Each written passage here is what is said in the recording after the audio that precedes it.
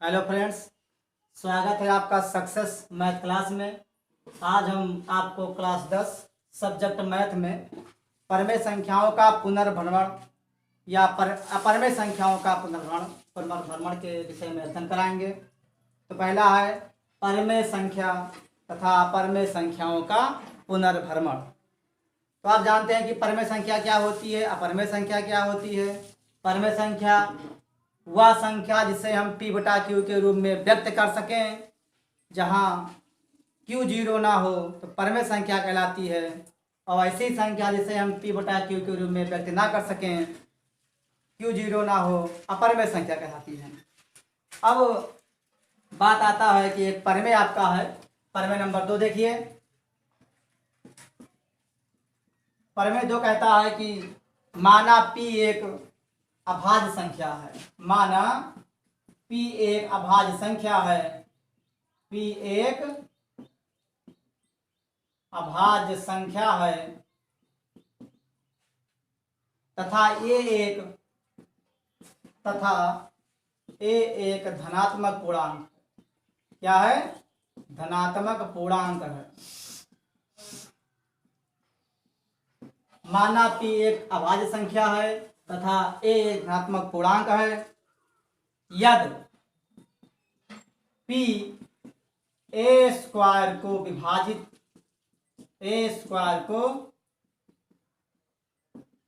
यदि p a square को विभाजित करता है, यदि p a स्क्वायर को विभाजित करता है तो p a को भी विभाजित करेगा।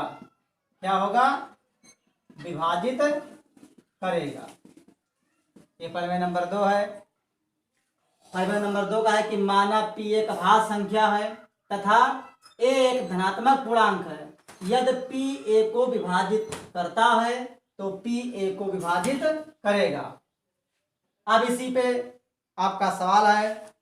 सवाल में कहता है कि सिद्ध कीजिए अंडर रूट 2 एक अपरमेय संख्या है।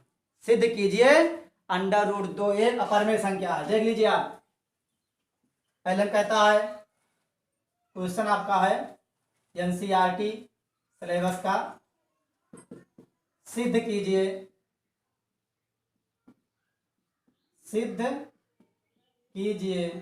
कि अंडर रूट 2 एक अपरमेय संख्या है। क्या है? अपरमेय संख्या है। सिद्ध कीजिए अंडर रूट 2 एक अपरमेय संख्या है। हमें दिखाना है कि अंडर रूट 2 एक अपरमेय संख्या है। तो देखिए सलूशन में, माना क्या मान लें? माना अंडर रूट 2 एक परमेय संख्या है। क्या मान लिए? कि माना अंडर रूट 2 एक परमेय संख्या है। अब हम परमेय संख्या मानेंगे, तो जब परमेय संख्या मान लेंगे तो परमेय संख्या के सारे नियम को दिखाएंगे। यदि परमेय संख्या के सारे नियम पालन नहीं करता है तो यह परमेय संख्या हो जाएगी, यानी हमारी मानना, जो हमारी कल्पना है, वो गलत हो जाएगी। तो कहता है कि अंडर रूट 2 एक अपरमेय संख्या है, और माने कि अंडर रूट 2 एक परमेय संख्या है। तो इसे a तथा b दो धनात्मक पूर्णांकों के रूप में व्यक्त कर सकते हैं। अगर ये अंडर रूट 2 परमेय संख्या है तो इसे हम a बटा b के रूप में, तब क्या हो जाएगा? अंडर रूट 2 बराबर a बटा b। क्या हो जाएगा? अंडर रूट 2 बराबर a बटा b। क्यों? क्योंकि हम मान लिया है कि 2 एक परमेय संख्या है। तो जब 2 एक परमेय संख्या है तो हम परमेय संख्या को a बटा b के रूप में लिख सकते हैं। अब देखिए, चूंकि a तथा b का एक के अतिरिक्त कोई उभयनिष्ठ गुणनखंड नहीं है।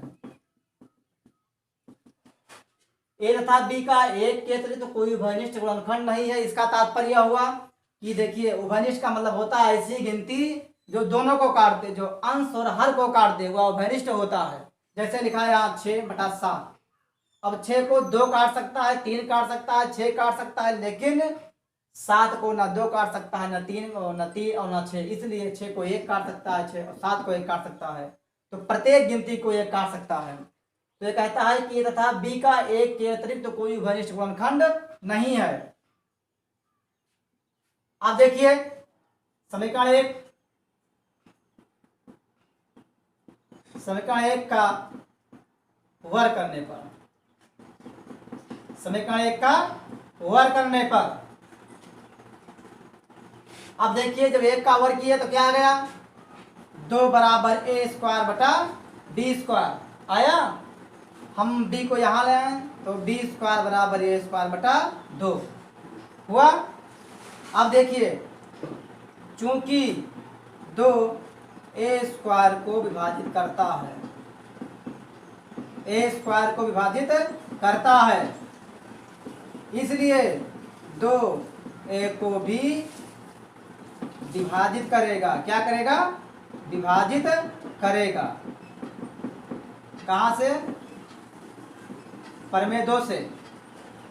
देख लीजिए 2a² को विभाजित करता है। देख लीजिए जब a² को 2 ने काटा, 2 से विभाजित हुआ तो क्या मिला, हमें b² मिला। तो जब 2a² को विभाजित किया तो मिला b², यानी 2a² को विभाजित करता है। तो परमेय 2 क्या कहता है, अभी लिखवाए हैं कि परमेय 2 कहा था कि यदि p a² को विभाजित करता है तो p a को भी विभाजित करेगा। तो देख लीजिए 2a² को विभाजित कर रहा है, इसलिए 2a को भी विभाजित करेगा। अब देखते हैं, अब हम मान लेते हैं, माना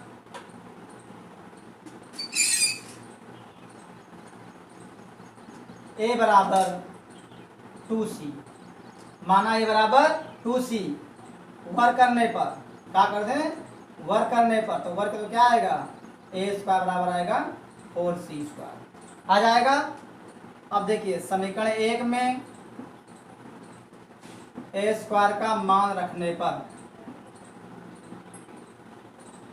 समीकरण 1 क्या था, 2b² बराबर a², तो रख दीजिए वहां मान। तो 2b² बराबर 4c², 2 से 2 कट गया, आ गया b² बराबर 2c², यानी b² बटा 2 बराबर c², यानी c² बराबर b² बटा 2। देख रहे हैं ना। अब यहाँ क्या है, चूंकि 2 b² को विभाजित करता है, क्या करता है, विभाजित करता है, इसलिए 2b को भी विभाजित करेगा, विभाजित करेगा। कहां से, परमेय नंबर 2 से। समझ आए। अब देखिए यहाँ हमें ये मिला कि जो 2 है, चूंकि 2a तथा b दोनों को विभाजित करती है, विभाजित करती है। ऊपर देखे थे आप कि 2a को काट रही है, यहाँ देख रहे हैं कि 2b को भी काट रही है, इसलिए a 2 जो है a तथा b दोनों को विभाजित करती है। अब लिखेंगे इसलिए a तथा b का उभयनिष्ठ गुणनखंड 2 है। चूंकि यह था हमारी परिकल्पना गलत है। क्या है, गलत है। क्या गलत है, हमने ये कहा था कि ये तथा b का 1 के अतिरिक्त कोई उभयनिष्ठ गुणनखंड नहीं है, और यहाँ क्या देख रहे हैं, ए तथा b का 1 के अतिरिक्त उभयनिष्ठ गुणनखंड 2 है। देख रहे हैं ना, हमारी परिकल्पना गलत है। चूंकि √2 एक अपरिमेय संख्या है। अपरिमेय संख्या है।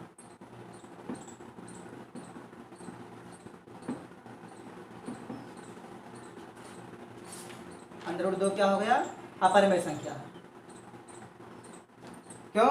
क्योंकि हमारी परिकल्पना गलत है। हम माने जाते, हम ये माने थे कि √2 एक परिमेय संख्या है और ये कहे थे कि ए तथा बी का एक के अतिरिक्त कोई उभयनिष्ठ गुणनखंड नहीं है, जबकि हमें यहाँ मिला कि ए तथा बी का एक के अतिरिक्त और एक उभयनिष्ठ गुणनखंड 2 है, जबकि हम ये मान लिए थे कि कोई उभयनिष्ठ गुणनखंड है ही नहीं। तो जब 2 उभयनिष्ठ गुणनखंड आ गया यानी हमारी परिकल्पना गलत हो गई। हम माने ये थे कि √2 एक परिमेय संख्या है, तो परिकल्पना जब गलत हो गया तो सिद्ध क्या हुआ? अतः √2 एक अपरिमेय संख्या है। अब हम √3, √4, √5, √4 मतलब 2 हो जाएगा, √5, √6 अन्य सारी अपरिमेय संख्याओं को इसी तरह सॉल्व कर सकते हैं। यदि किसी विद्यार्थी को कोई समस्या होती है तो कमेंट के माध्यम से अपनी समस्याएं भेज सकते हैं, उनकी समस्या समाधान की जाएगी। अधिक से अधिक इस वीडियो को शेयर करें, सब्सक्राइब करें। धन्यवाद।